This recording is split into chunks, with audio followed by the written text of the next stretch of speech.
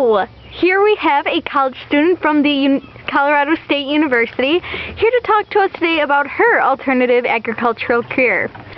So, would you like to introduce yourself? Hi, I'm Alex Harvey. I am Emma Harvey's sister. I am a sophomore at Colorado State University. I'm studying animal science and microbiology, dual majors, and minoring in Spanish.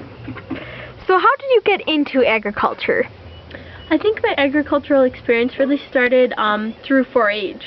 It was through 4-H that I first got involved in animal projects. I did the horse project, the rabbit project, the sheep project, and that's where I really developed my agricultural foundation. But once again, in high school, FFA really took my agricultural education to the next level. I really learned what it meant to be an agriculturalist and to be involved in agriculture, and also to be an advocate for agriculture. And what do you mean be an advocate for agriculture? When I say an advocate for agriculture, I mean somebody who promotes agriculture, promotes the values of agriculturalists, and promotes the agriculture in the modern world. Speaking of agriculture in the modern world, what would you say to people who say that all agriculture is cows, plows, and sows? Well, I definitely say that cows, plows, and sows are a part of agriculture, but agriculture as an industry encompasses a wider range than they would ever anticipate. There's food scientists who are agriculturalists, meat inspectors who are agriculturalists, research scientists, which is what I want to be, who are agriculturalists, veterinarians are agriculturalists. The typical idea of agriculture as being the person working on the farm it's so much more than that.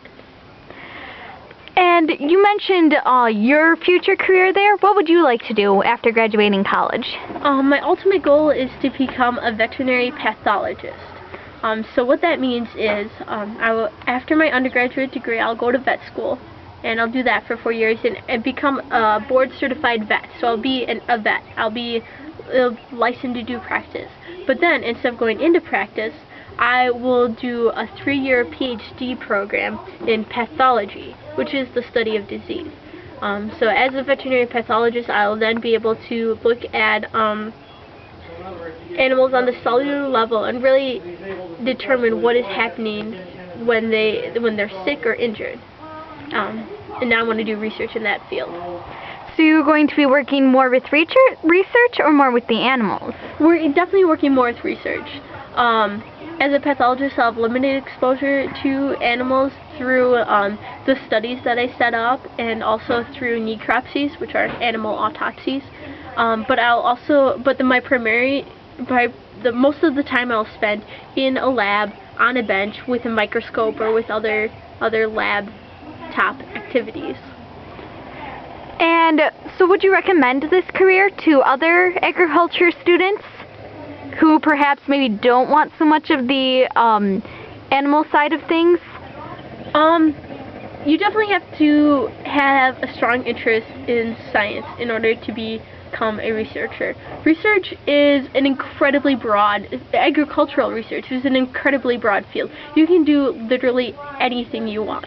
I really was introduced to research through my job in an animal science nutrition lab at Colorado State University. That's where I really got to see research at work, the pursuit of knowledge, the development of new techniques and new management practices. And that's what we did in the research lab, and I loved it. I am naturally a very curious person, and like asking questions and trying to find the answers. And so I fell in love with research and have tailored my academic plan to go into research now.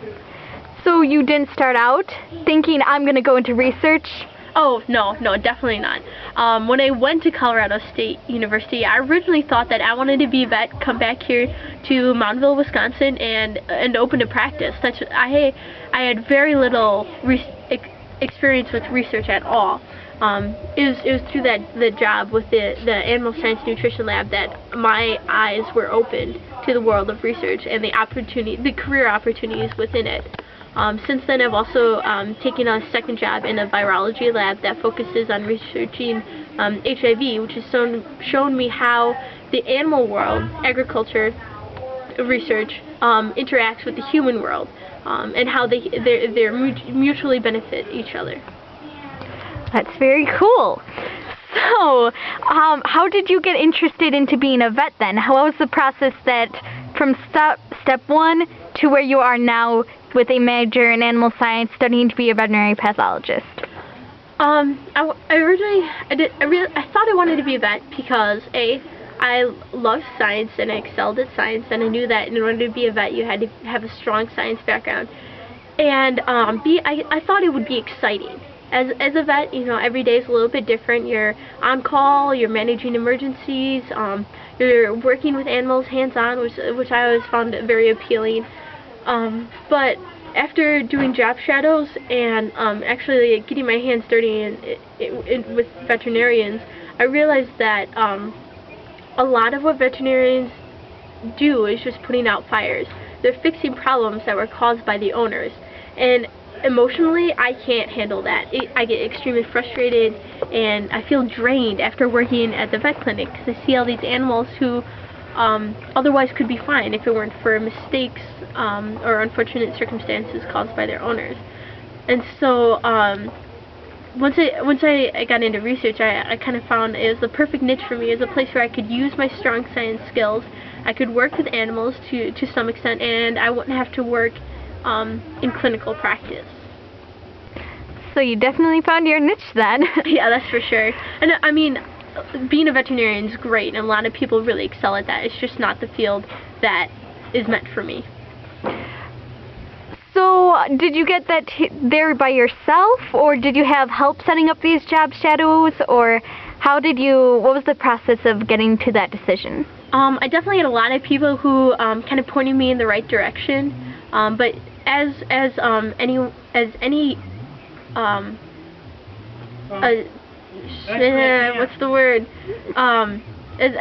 potential young person who's looking to gain experience in your field, you definitely have to take initiative.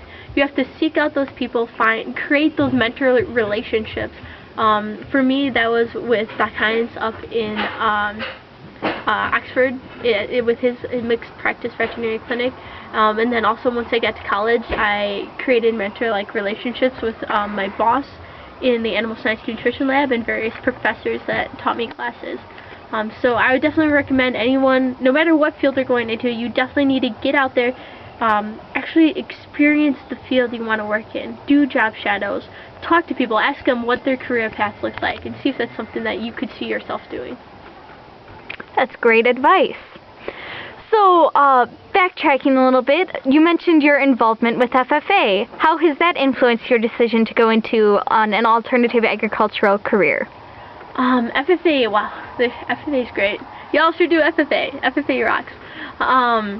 FFA kind of it did a lot for me. It showed me that you didn't have to be a farmer to be an agriculturalist. It helped me redefine what I thought agriculture is, and showed me that through research, through veterinary pathology, I'm still being a part of agriculture, which is where my roots are and where my foundation is. And I definitely wanted to maintain that active involvement in agriculture. And I realized that through FFA, I can do research and still be a part of agriculture. But FFA is so much more than just a career planning service. Through FFA, developed a lot of public speaking skills, communication skills, time organization. Just overall, it gave me the skills that I needed to be successful in the job environment, in the academic environment, and in my community. Awesome! Yay, FFA! So, going on a more personal level here, what's been your favorite experience with agriculture? Let's do first working with animals, and then what's your favorite having worked in the lab? Okay, that's good. That makes it a little bit easier to choose. My favorite animal experience has probably just been horseback riding. I rode horses for 13 years, and I loved it. It's still one of the best ways for me to kind of relax and reconnect with myself. And hopefully once I'm out of college, I'll be able to purchase a horse and get back into that. I miss it. I love it. I love horseback riding. So why didn't you pursue a career in that? I know there's agricultural careers that not working maybe directly with the animals but more with training or maybe running the business side of a horse stable. Why did you not go into that then? That's definitely true. Being at Colorado State, I've seen a ton of equine science majors and the career paths that they go into, and I found that you can do equine research, but with the animal science degree, I had a broader perspective of it kept more doors open. As an equine scientist, you're extremely specialized.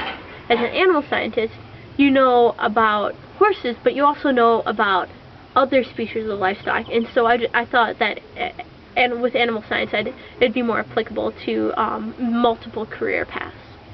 But for the second experience that within the lab, it's kind of a bit of a story, but I actually have been working on 2 of my own research projects, which has been an amazing experience. The one I'm most excited about has been investigating hippo sweat for its antibiotic properties. And it sounds a little weird, so I'll just give you the backstory on it. So within the lab, we keep all of our data in spreadsheets. So at the end of the day, we always email the spreadsheets to our boss.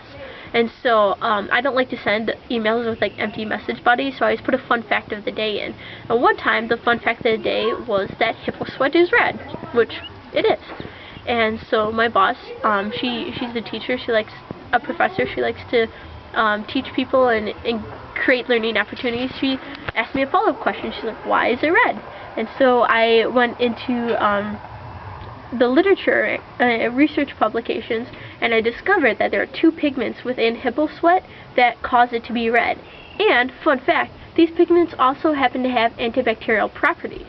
So this really piqued my interest, and I thought it'd be interesting to test it against multiple bacteria. It's been tested against 2 bacteria that cause disease in people who are already sick. I designed a project that's going to test it against 6 different bacteria that cause disease in healthy, normal people like you and me. Some of those bacteria are Listeria monocytogenes, which just recently there's a major outbreak in cantaloupe that killed a couple people. E. coli, which is really commonly found in ground beef when it's contaminated, and a couple of other different bacteria. So I'm super excited. I have a research contract drawn up and signed with the Denver Zoo, and in August, once it's warm enough, we're going to do hippo sweat collections and then test it against the bacteria. So I'm super pumped about that. It's just, the whole experience has been great. Awesome. So what advice would you give to students who want to pursue a similar career, who have that interest in science, but maybe not so much with the hands-on experience? I'll give you a couple some hints and tips. First of all, keep your grades up. If you want to be a vet, if you want to be a research, if you want to do any kind of grad school work, you've got to get the grades to get in. So keep the grades up. Second, get experience within the field. It's not enough just to have good grades. You have to have actually done time within the area that you want to go into in order just to get into the programs. I know for vet school, oftentimes they want 1,000 hours of non-veterinary animal experience and 1,000 hours of veterinary experience. That's 2,000 hours of you already working in the field that you're going into.